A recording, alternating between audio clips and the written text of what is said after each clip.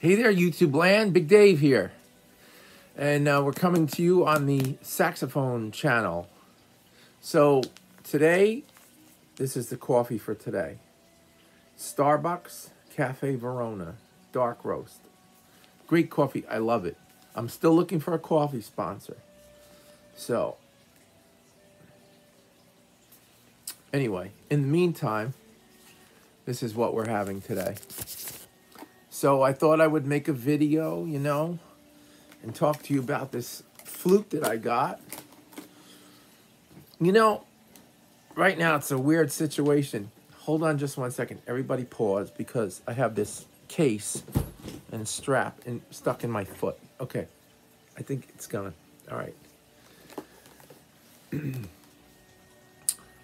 What were we talking about? I forgot. Oh yeah, the music business. Right now, it's just, it's bad news right now. What's going to happen? Who knows? We'll see what happens as it goes along. There's some opportunities happening. I did a small TV taping for the Art Center in the next city over. I got called to do a few things outside. I chose not to do them. And a couple things going on, I don't want to make this into like a drama video, but we all love drama, don't we? So one of the things with me is I just had some teeth worked on, and I'm not really into this, the way they're setting these things up outside right now. And some friends of mine, they did this other gig, and it was out by the waterfront, and they were put all the way off to the side somewhere, almost like they didn't matter. And the other stuff was in another direction. I'm not going to be into that. We'll just see what happens. So right now, I'm just, what would we call it? I'm taking vacation. That's what it is. But I had my teeth worked on, and this is always a thing, as time goes on and you find out you need this fixed and that fixed. And so I'm one of these people that once I have my teeth worked on, I like to give it a little break and not until everything adjusts, because it changes the way the inside of your mouth is. And when you blow into the horn, it makes the air direction different, especially if you have teeth missing. So I have one missing on the top, another one missing on the bottom, and my air passage on that side is different. And I can feel like my tongue is kind of in between those teeth, but it's getting more manageable. Okay, so anyway. So I saw this on eBay, and I picked it up. It wasn't on eBay. It was on some other site. And I don't need another flute. If you do, professional jobs, a lot of times you have to play flute parts, or you just need to use the flute. I get called for a lot of flute stuff. Well, right now I'm not getting called. We're not doing much. So I picked this up. I wanted to try it. It's an Emerson. And it's not normally what I use, but there was something that kind of caught my eye about it, besides the price. It's a new old stock, NOS, if you're into that stuff. The one thing I had to do with this, though, is when I got it, I'd say this is at least 10 years old, but it's new. It's never been, it's not been used. So all the pads, everything is new. But the one thing I found right away, immediately, which is one of my big pet peeves, is that all the springs are weak. So I ended up sitting there for, I don't know, an hour or two, just going over all the springs so that they would be the way I want them. I want them to be give me something back, a little tighter, right? The head joint is just nickel, This is a nickel flute. It's not solid sterling like my other ones. But the lip plate on here is solid sterling. You know what? It's just a little bit brighter. So what I did is, once I found my place where I liked it the best, I marked the index. This already had something here, but I marked a little index on here and put some red ink. so that every time I put it together, like I haven't played in 2 weeks right now because I'm doing other stuff. And like I said, the phone's not ringing off the hook with gigs right now.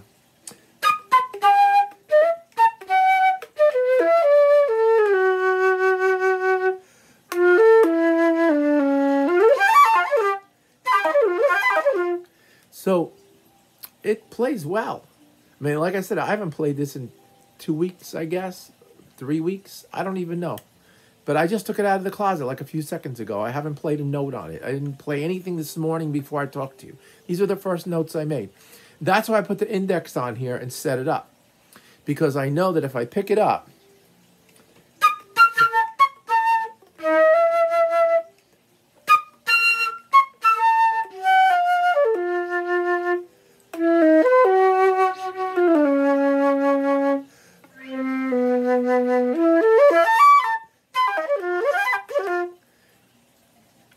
now this one has, this is the only flute I own that has one of these gizmo keys on it, which I absolutely despise because my fingers are very big. So what I have to end up doing is moving this key a little bit this way so that I have room to roll my fingers here so that it's not hitting this. But yet sometimes I like it because I can...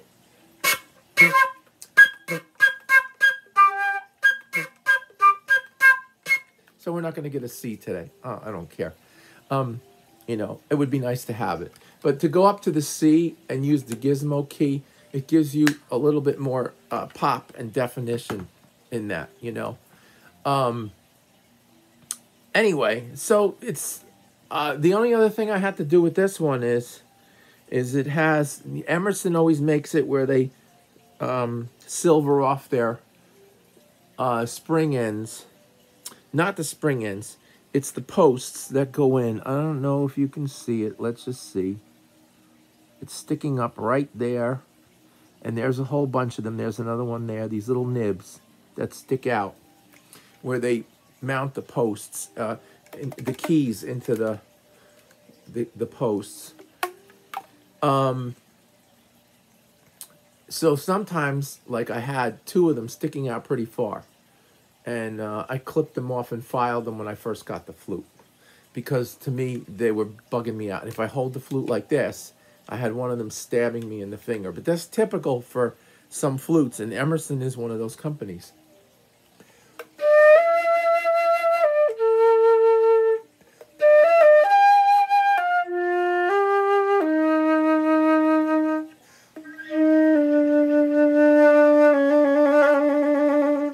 See, it has a nice, easy low register.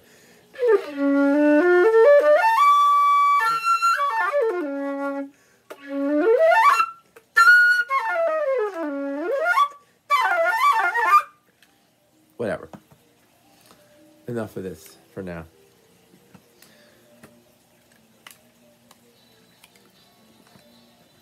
Hear that banjo? That's the phone. My wife went to the dentist today because she's got some infected tooth or something. So I think they're going to pull it out. And now I'm sure that she went to the store and has bags. And that's where she's calling me on that phone to tell me that she has bags that I'm going to carry in about 10 minutes. But I'm on this video with you, so I'm not running to get this phone right now. Don't tell her I said that, by the way. So this is it. Emerson. Oh, yeah. What's the model number? Let's see. Because you might find one online somewhere, and it's a pretty good flute. It's an Echo Foxtrot. 60 Foxtrot. EF. No, I'm wrong. It looks...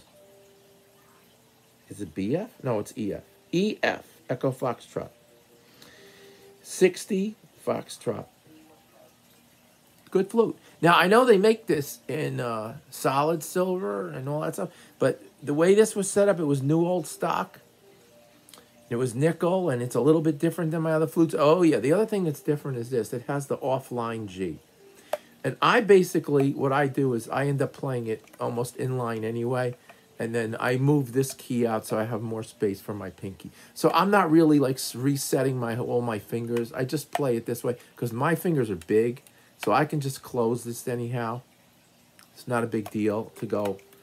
I'm not even thinking about it. I put it together and I'm just playing it. When I first got it, it was a little weird.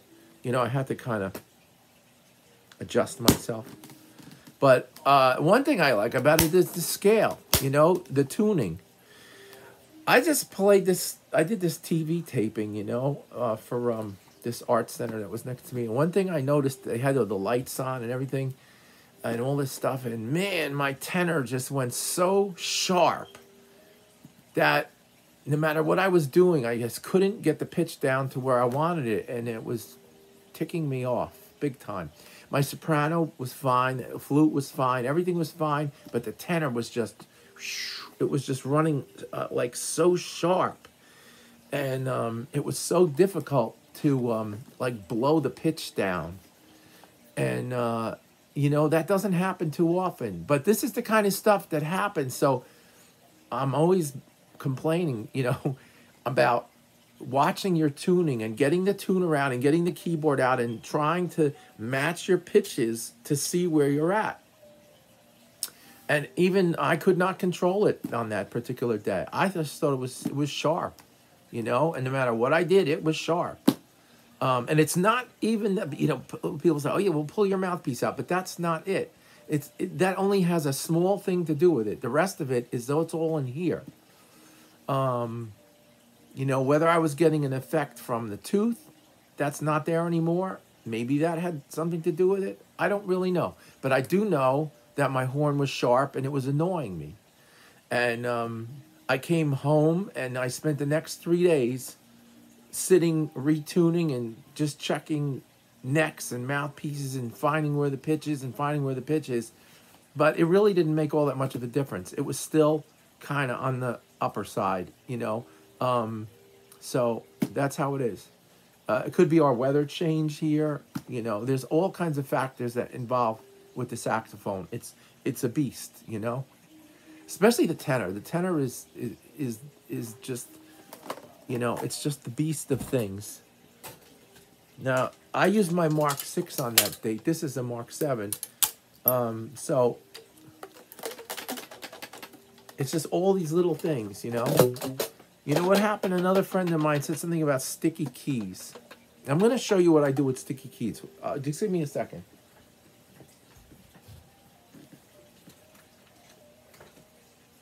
Give me 1 second. I'm going to get something.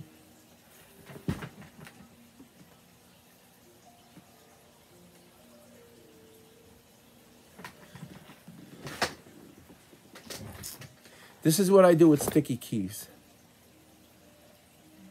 This is going to start a big controversy because people hate this. I've been doing this for I don't know how long, 40 years, because somebody showed it to me, one of my old teachers in New York that used to work all over in the city. I use a little tiny bit, a very small tiny bit of baby powder. I sprinkle it on a tissue, and I just get a little tiny bit on this. And if I have a particularly bad key pad, I just gently go around the pad with this, like you can't even see it. That's how little it is. And I test it. And it'll still be a little sticky, and I'll just do a little more. And all of a sudden it works fine. The other thing is, around the metal edge, get some alcohol and clean around the metal edge of the tone hole because it gets this green gunky stuff. You want to know what? I know people that hate this because they say it cakes up on the pads and it makes the pads more sticky. You know, that's complete baloney. I've been doing this for 40 years, I think, since. But the key is only use a little tiny bit. All those other things, there's either they smell, they make goo. There's some kind of issue. So I stay with this. It's as cheap as could be. You go to the thing, you put a little bit on. And I'm talking about the tiniest bit until it doesn't stick anymore. Okay? All the haters can write on here. I don't care. All right? It's baloney. Listen, have a good day. I appreciate those of you that follow along. subscribe, send me messages, send me positive vibrations from, Germany and everywhere. I love it. Okay. And you're all awesome. So have a good day.